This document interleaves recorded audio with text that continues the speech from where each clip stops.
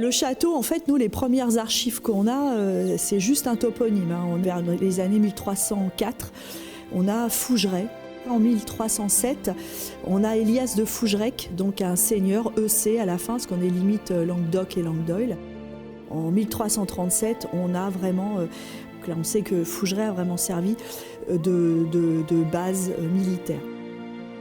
C'est vraiment au XVe siècle, dans les années, début des années 1400 et quelques, qu'on a vraiment des soldats, des chevaliers qui sont là avec leurs familles.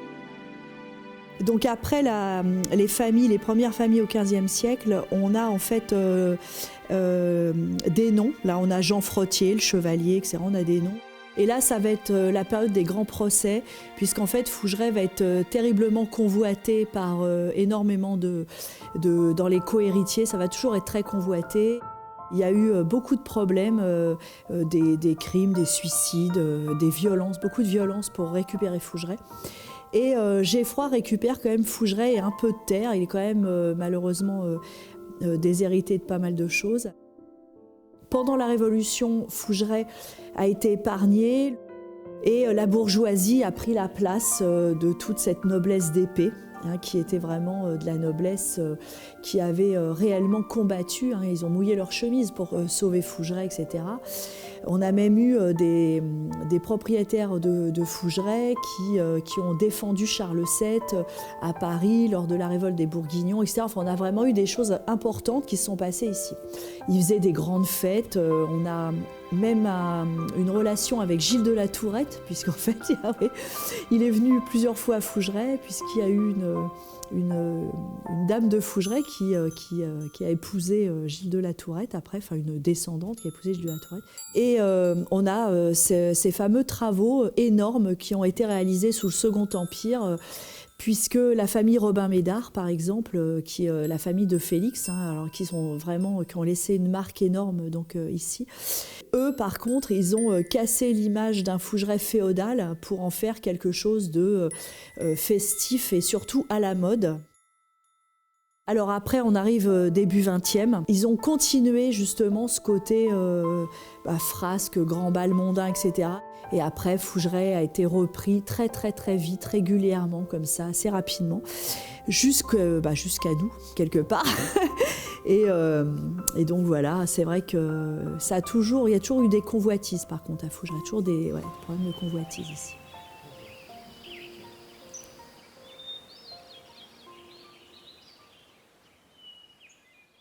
Quand on passe l'allée d'arbres, je suis accueillie par une cacophonie d'aboiements joyeux d'une meute de chiens qui est là. Vous me direz, élémentaire, devant un château, une meute de chiens, moi je veux bien, effectivement, sauf qu'écoutez, je vous prie de m'excuser, mais enfin, moi j'arrive là, je ne connais pas le château, je ne sais rien.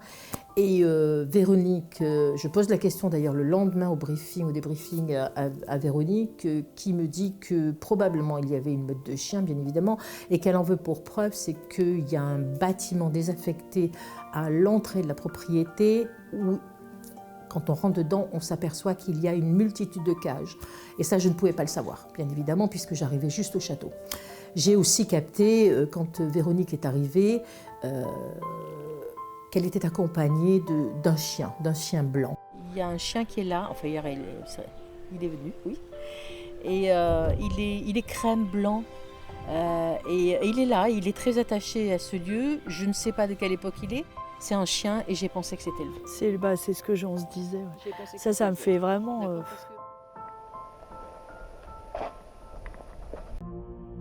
C'était consécutif, à mon avis, à mon sens, à ma question, pas à ma demande tout simplement initiale, c'est de ne pas me faire peur et de ne pas mettre en place un mode de communication avec moi du style, effectivement, déplacer tout. Je suis rentrée dans une pièce qui est à côté, c'est celle qui est à droite de la salle à manger. Au moment où je ressors de la pièce, j'entends un bruit d'un objet qui tombe. Je me retourne, je me rappelle très très bien, il y avait un éventail sur le coin du meuble, d'une commode. Il était bien à plat, en sécurité. Et cet éventail se retrouve par terre. Bon, je leur ai dit, bon écoutez, c'est bon là, on se calme, je vous ai demandé une autre façon de me parler. Dans la crypte, je sais qu'il y a un coffret avec des pièces d'or. Alors j'en ai parlé à Véronique le lendemain. Bon, je sais qu'on est beaucoup plus haut que le niveau initial du château. Je sais qu'il y a des étages encore sous moi. Je sais qu'il y a des galeries. Je sais qu'il y a de l'eau et je sais qu'on y arrive en barque. Ça, c'est intéressant. Il passe 2 sources sous Fougeray qui jaillissent dans la falaise.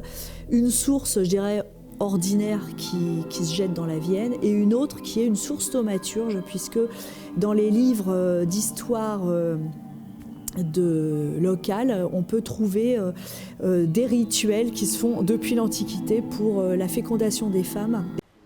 Elle est partie. Elle est sortie. D'accord ? Je vais aller voir là-bas peut-être.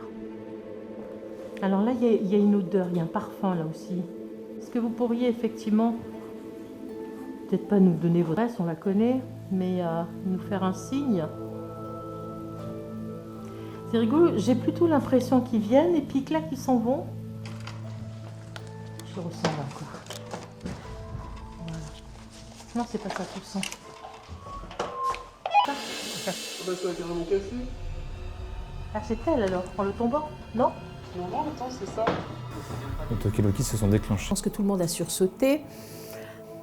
Mais très franchement, écoutez, je vous laisse à votre libre arbitre.